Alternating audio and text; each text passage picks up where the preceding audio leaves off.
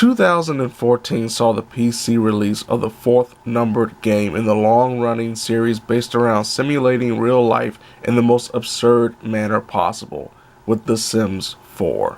Unfortunately, the game was lambasted for lacking a lot of items, actions, and functions that were the norm in previous iterations, like having toddlers, and building pools when crafting homes, or even hiring repairmen.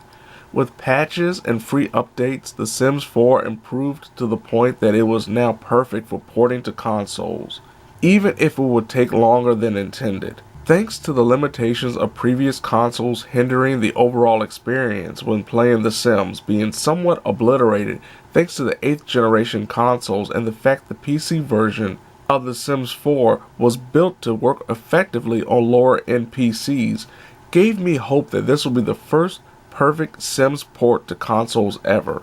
Having played all three previously numbered games on both PC and consoles, with The Sims 2 and The Sims 3 on PC getting hundreds of hours of my time, and the latter on consoles being the closest example of a PC to console port of The Sims done right, my expectations were reasonably high, even if the base game was lacking compared to its predecessors.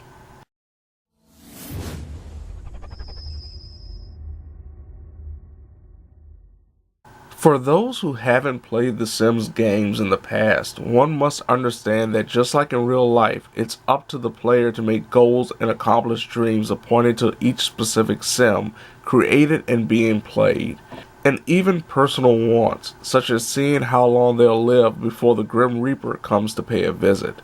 There are achievements and trophies in the game, though cheats do deactivate them. The trophies and achievements are incredibly grind heavy, including leveling up certain skills to the max, and reaching the highest points of specific careers. Like the PC version, completing The Sims 4 is totally based on what the player wants to accomplish, and like for yours truly, that can easily change from generation to generation depending on how well the previous generation turned out, and how the current one is succeeding or failing after some 40 plus hours of gameplay thus far.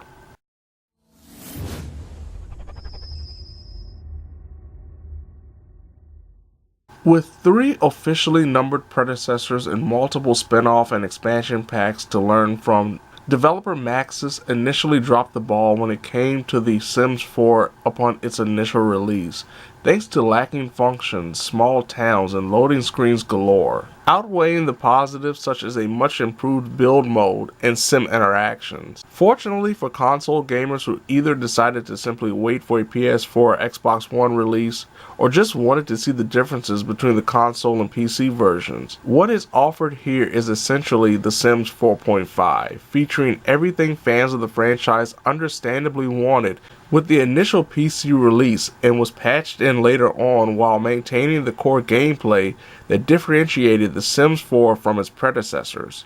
For those who haven't played The Sims in the past, the game's purpose is rather simple: live.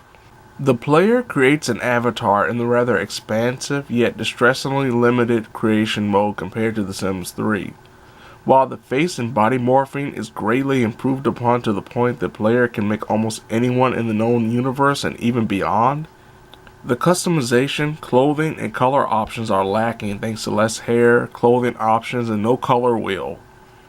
After getting all the aesthetics out of the way when creating a sim, the player chooses that character's traits, potential lifelong ambition, and aspirations, and even relationships with other Sims if one or more is created alongside the original. With the sim creation completed, it's left to the player to decide whether or not their avatar will enter one of 3 worlds that are obviously smaller than the potential livable cities from the previous game, yet is open to the player to own a small home off the bat or build their own habitat. The latter is where The Sims 4 really shines, as build mode has been greatly improved upon with the tools for building being streamlined, yet still incredibly expansive. Want to build a 3-story house that towers over the neighboring homes and features a nice pool, workout area, and juice bar? The player can easily accomplish this goal. One of the best functions when it comes to building in The Sims 4 is the ability to craft or even buy an entire room and seamlessly attach it to the overall home. While building has been a necessity in The Sims, it's an exhaustive process to really attain that dream home. The Sims 4 is better when it comes to building in almost every way compared to its predecessors. When the player finds or builds a humble abode for a sim, it's time to live as simply or absurdly as possible. The biggest change when it comes to the day-to-day gameplay in The Sims 4 is emotions. Depending on what does or doesn't happen to a sim changes the way that sim feels about their life. Had a hard day at work, the sim will be tense and in need of a long, thoughtful shower while wanting a vacation day sooner than later. The sim just got a little flirty with someone? That vivacious character will be twisting and sexy posing like it's going out of style. Emotions also influence whims, the game's version of wishes from The Sims 3. With one of the 3 short-term goals a sim wants to accomplish changing depending on how that character feels at that moment, while the other 2 are specifically tied to the Sims' traits and overall ambitions and aspirations. These accomplished whims produce points that are spent on what are essentially rewards and buffs for that sim. While the emotions meter is a great way to mix up the formula, it doesn't do much to improve or make the overall gameplay that much more dynamic. When it comes to handling character interactions in the world itself, it's definitely more profound in The Sims 4 thanks to more options when speaking to other Sims that can slightly change depending on a Sim's mood, and the Sims finally having the ability to multitask, such as eating breakfast while watching the cooking channel to improve a Sim's cooking ability, or playing games on the phone while using the bathroom. Unfortunately, multitasking also causes a big problem in terms of effective time usage, as a sim will figuratively stop and smell the roses all too often, causing something like a single meal to go on for 2 sim hours at the least.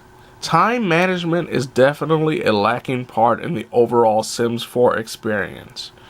Beyond the aforementioned slowness of how every sim handles, The Sims 4's small worlds don't benefit from speed, as loading screens are associated with every movement around a town.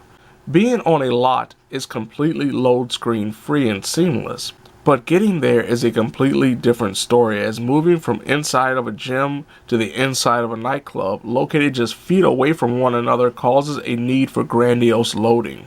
Waiting to move from place to place and discovering there's not much to do within the world outside of one's home makes the overall game feel more static and desolate, even if the game can fit more Sims on a single lot at one time than any other game in the franchise.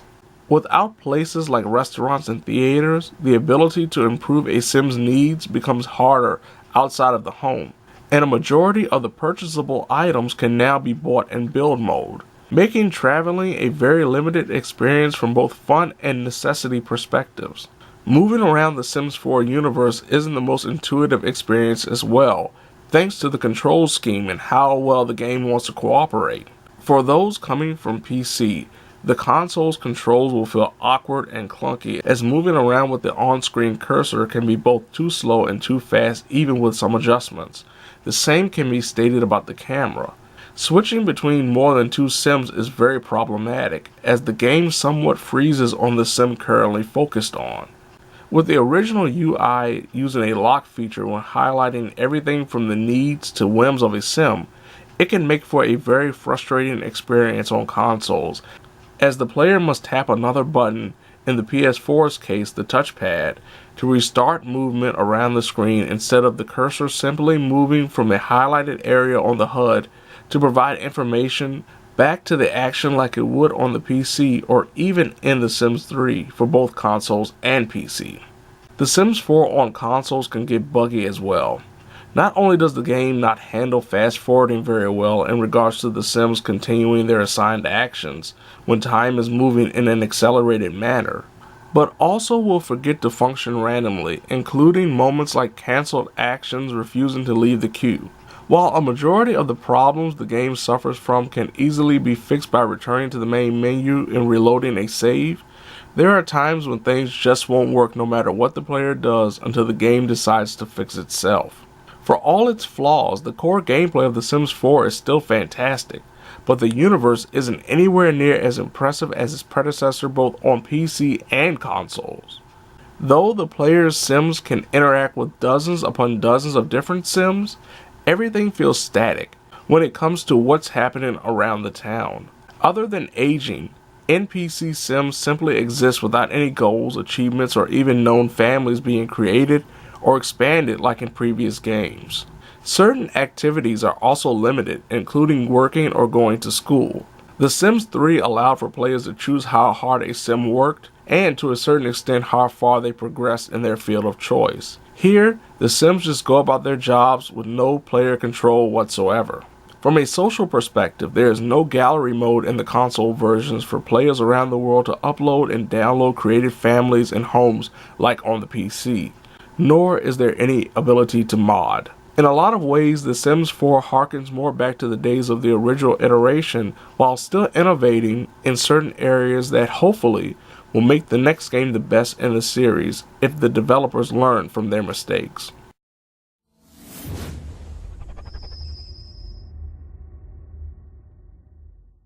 The better question is, do you already own The Sims 4 on PC? If the answer is yes, then there is no reason for you to purchase or even rent the console port, as it's everything the PC version is, just dialed back in certain areas and missing some of the expansion and stuff packs that have already been released on PC. If you're a console-only player and enjoy the Sims franchise, this is the best version to buy since Busting Out was released over a decade ago. If you have both a PC that can handle it and an 8th generation console, the PC version is the only real choice. Kanoy! Oh. Grabo.